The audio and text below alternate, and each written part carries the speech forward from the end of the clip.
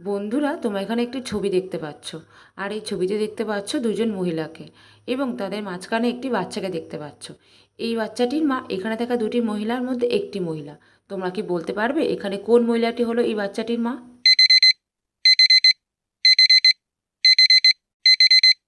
আমি জানি বন্ধুরা, তোমরা উত্তরটা নিশ্চয়ই বুঝে গেছো। তাই আর দেরি না করে ভিডিওটাতে একটা লাইক দিয়ে চ্যানেলটি এক্ষুনি সাবস্ক্রাইব করে নাও।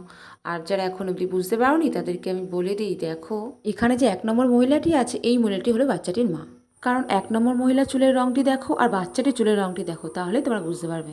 বন্ধুরা, তোমরা এখানে দুটি ছবি দেখতে পাচ্ছ। আর এই দুটি ছবিতে দেখতে পাচ্ছ দুটি বাচ্চাকে এবং তাদেরকে দেখাশোনা করার জন্য দুটি আয়াকে দেখতে পাচ্ছ। এখানে থাকা দুটি আয়ার মধ্যে একটি আয়া হলো হত্যাকারী। তোমরা কি বলতে পারবে এখানে কোন ছবির আয়াটি হলো হত্যাকারী?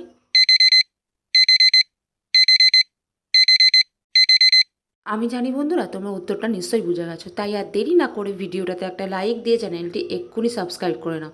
আর যারা এখন অবধি বুঝতে পারোনি তাদেরকে আমি বলে দিই, দেখো এখানে থাকা 1 নম্বর ছবি যে আয়াটি আছে এই আয়াটি হলো হত্যাকারী। তার কারণ বন্ধুরা, তোমরা এখানে একটু ছবি দেখতে পাচ্ছ। আর এই ছবিতে দেখতে পাচ্ছ দুজন মহিলাকে।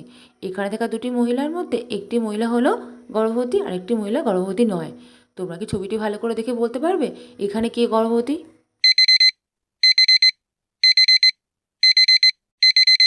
আমি জানি বন্ধুরা, তোমরা উত্তরটা নিশ্চয়ই বুঝে গেছো। তাই আর দেরি না করে ভিডিওটাতে একটা লাইক দিয়ে চ্যানেলটি এক্ষুনি সাবস্ক্রাইব করে নাও।